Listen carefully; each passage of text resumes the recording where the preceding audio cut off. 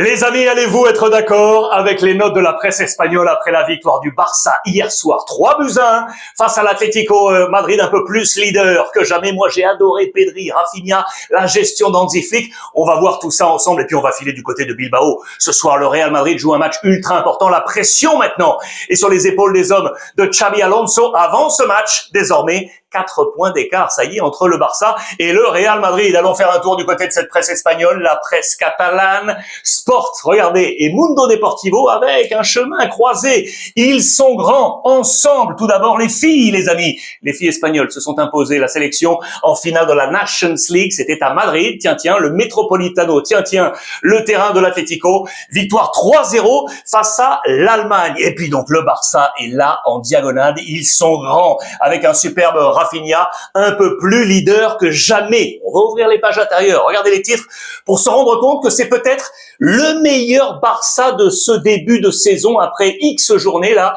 14 journées plus ce match avancé, ça fait 15 matchs. Eh bien, c'est peut-être le meilleur Barça de cette ère Hansi Flick, version 25-26. En tout cas, ce nouveau Barça, eh bien, on commence à l'aimer. C'est aussi simple que cela, avec notamment un superbe Rafinha. Ce Barça, les amis, commence à sentir le Barça. Vous aurez compris, l'image, elle est là, dans les pages intérieures, également du quotidien national AS. Et puis, regardez, le leadership est en train de se colorer azulgrana, les couleurs, bien évidemment, du maillot catalan. C'est dans les pages intérieures du quotidien Marca. En conférence de presse, Hansi Flick a la même idée. On a peut-être offert notre meilleur match de la saison. Le coach allemand, vous savez, qui était un chouïa touché sur le plan émotionnel après la victoire du week-end dernier. Il était resté, je vous le rappelle, hagard sur le banc, un poil impacté. Et bien voilà qui va le relancer. Je vous rappelle qu'Araujo était absent lui aussi, petit problème de mindset. Il avait demandé à être écarté. Il a besoin de se ressourcer. Voilà une victoire qui va lui faire du bien également. El Cholo Simeone, de son côté, l'a dit très clairement, il est sorti en défense de ses joueurs. Pourquoi ? Parce que notamment, on attendait Julián Álvarez, l'homme araignée dans ce match, qui est un chouïa passé à côté. Et le coach Simeone, en conférence de presse, a été très clair. Écoutez, on est tous des humains, on n'est pas des robots. On peut avoir des matchs plus et des matchs moins. Là, c'est vrai que ça a été un chouïa moins en faveur de Julián Álvarez. Ici, c'est 2 pénaltys manqués. Lewandowski a manqué un pénalty dans ce match, complètement d'ailleurs, complètement au-dessus. Il en avait manqué un il y a quelques semaines du côté de Séville. C'est son 2e pénalty manqué. Et attention, les amis, c'est la 14e remontada d'Hansi Flick sur les 58 victoires qu'il a avec le Barça. 14 remontadas. Ça commence à être un peu l'ADN du FC Barcelone. Voici quel était son 11 de départ. Les amis, dans ce match très attendu avec Joan Garcia, Martin de nouveau en charnière centrale avec Cubarsí, Koundé, Baldé. Le petit plus, c'était Eric Garcia qui est venu habituellement défenseur central et en fait, vous l'aurez compris, il va venir muscler ici cet entrejeu. Pedri, Olmo, Rafinha, Lewandowski, Lamine Yamal. Voici la position moyenne de ce 11 de départ sur les 90 minutes, le sens du jeu. Regardez ce que je vous disais avec Eric Garcia. Il est venu se positionner ici. Les 4 défenseurs sont là. Il est venu dans cet intervalle et juste ici. Le rôle primordial de Pedri, on va y revenir. Olmo, absolument incroyable. Malheureusement, il s'est blessé. On va y revenir également ici. Et puis là, sur les côtés, Rafinha, la position la plus haute, Lamine Yamal et Lewandowski qui a donc manqué ce penalty. Regardez comment ça s'est joué à la fin du côté du Barça. Je reprends le 11 de départ. Vous l'aurez compris, on est ici avec donc Eric Garcia qui a eu cette tendance à venir là et Pedri associé davantage avec Olmo. Regardez comment ça a terminé. Jamais le Barça n'avait joué ainsi. C'est un 11 inédit. C'était le 11 de fin de ce match avec Dro, Ferran, Rashford, Casado, Eric Christensen. Vous voyez qu'on est entré dans cette rencontre. Intéressant également dans cette gestion de la part d'Hansi Flick. Côté Atlético Madrid, voici quel était le plan de départ. On a eu un petit couac parce que Johnny Cardoso, l'Américain, après 5 minutes, a été touché, blessé. Coquet a dû rentrer. Ça a été une vraie problématique, ça, notamment pour l'Atlético. Il y a peut-être eu un choix de la part d'El Cholo Simeone, parce qu'on attendait beaucoup, vraiment beaucoup. On vous l'a dit, de Julián Álvarez, ça n'a pas fonctionné. Et moi, j'attendais beaucoup, notamment de Barrios, qui est notamment dans cet intervalle ici, vraiment un maître à jouer. Sauf que Barrios, à maintes reprises, est venu aider Anko. Pourquoi? Lamine Yamal, bien évidemment.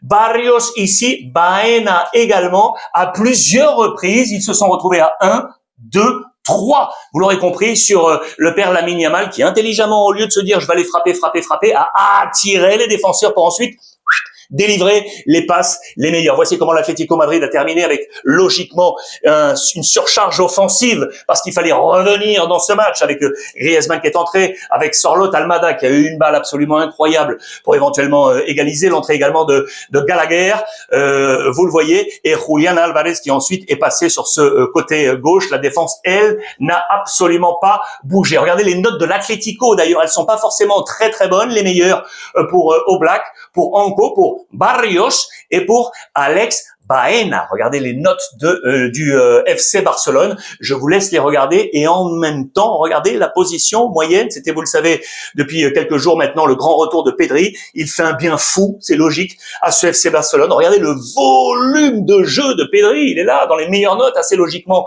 du côté du FC Barcelone. Je vous les montre également ces notes avec le quotidien Sport, les 3 meilleurs. Regardez. Pedri, avec ce 8 sur 10, il structure le jeu du Barça. Le 8 sur 10 pour Dani Olmo, l'équilibriste qui a marqué, il s'est malheureusement blessé à l'épaule et on va y revenir. Et puis Rafinha, un véritable poignard dans la défense de l'Atlético qui prend ce 8. 6 pour Lewandowski, frustré logiquement avec ce penalty manqué. Je vous laisse regarder l'ensemble des notes et puis l'inspiration d'Hansi Flick avec ce 8 sur 10. 1, 2, 3, 4, 8 sur 10, ils sont là, mis en relief, les 4 hommes, avec notamment le grand retour de ce duo Rafinha-Pedri. C'est vraiment essentiel pour le jeu du FC Barcelone. Voici Olmo avec son 8 qui marque, mais malheureusement, fin de l'année civile, il ne reviendra pas avant 26. Si vous le voyez, il s'est blessé ici à l'épaule. Et puis Hansi Flick, ça a été vraiment l'un de nos meilleurs matchs. Ça lui fait du bien. Je vous l'ai dit, on croit au travail du côté du FC Barcelone. Enfin, une victoire face à un gros. Et oui, parce que je vous l'avais dit en avant-match hier, défaite face au Real Madrid, face au Paris Saint-Germain, face à Chelsea. Il fallait s'imposer face à un gros. L'Atlético est un gros parce que l'Atlético avait la possibilité de se hisser également en cas de victoire en position de co-leader. Voilà la victoire dont on avait besoin, clament les Catalans. Et regardez la 5e remontada cette saison. Je vous ai parlé des chiffres clés tout à l'heure avec un super Rafinha. 4 points d'écart, les amis. 4 points d'écart déjà avec le Real Madrid. La pression, vous l'aurez compris, elle est ici sur les épaules de Xabi Alonso qui se rend à l'Athletic Bilbao ce soir. Le plan est ici et on va y revenir. Attention parce que l'infirmerie, boum, pleine à craquer de nouveau. Je vous le rappelle, Ferland Mendy est tombé. 3 semaines de nouveau d'absence pour lui. Il n'est pas seul. Xabi Alonso, comprenez ce titre? Parce que le président Florentino Pérez est sorti en défense de son coach pour lui assurer toute la confiance. Est-ce que c'est un bon signe ou pas? C'est à voir. En attendant, on nous dit très clairement que le match de l'Athletic Bilbao n'est pas un ultimatum. Je le répète, n'est pas un ultimatum pour Xabi Alonso. En marche, je vous montre juste ça. Nous sommes le 3 décembre. Hier, 2 décembre 2015, c'était les grands débuts professionnels de monsieur Kylian Mbappé. Sous le maillot de l'AS Monaco, il était à l'heure encore qu'un adolescent. C'était en Ligue 1. Il avait 16 ans et 11 mois, 10 ans plus tard. Rendez-vous compte aujourd'hui du côté du Real Madrid et on va y revenir. Je vous parlais des absences. Voici le plan probable. Les amis, dites-moi ce que vous en pensez. Côté Real Madrid, attention, tous les absents sont des défenseurs. Tous les absents sont des défenseurs. Alaba, Huysen, Carvajal et donc Mendy. Heureusement, retour de Asensio et vous le savez, le retour express de Rudiger, les amis. Lui qui est revenu à l'arrache le week-end dernier après une blessure de 3 mois d'absence. Il a joué les 90 minutes face à Girona. Il sera là normalement avec Militao. Va-t-il tenir le coup? Ça sera l'une des interrogations. Courtois dans les buts. Traîne côté gauche, droit et Carreras à gauche. Güler, attention à Tchouaméni qui est sous la menace d'une suspension. Si carton jaune, il sera absent le week-end. Face au Celta Vigo, Vinicius, Valverde, Bellingham et donc Kylian Mbappé en face. Regardez la formation de l'Athletic Bilbao de Valverde qui a la clé. Il sait comment jouer ce Real Madrid. L'interrogation elle est ici. Nico Williams, pubalgie, vous le savez, ces dernières semaines. À voir s'il est capable de tenir ou non 90 minutes face au Real Madrid. Dans cette composition d'équipe également, regardez juste en date pour terminer, c'est intéressant puisque Jude Bellingham, c'est sur cette pelouse qu'il avait démarré son aventure avec le Real Madrid et en plus, souvenez-vous, il avait marqué. Il faut qu'il retrouve cette inspiration également totale pour porter ce Real Madrid et puis pour finir avec Kylian Mbappé. Regardez, il avait touché le fond et pour atteindre la gloire. Pourquoi? Parce que la saison passée, à Bilbao, il avait manqué un penalty à San Mamés.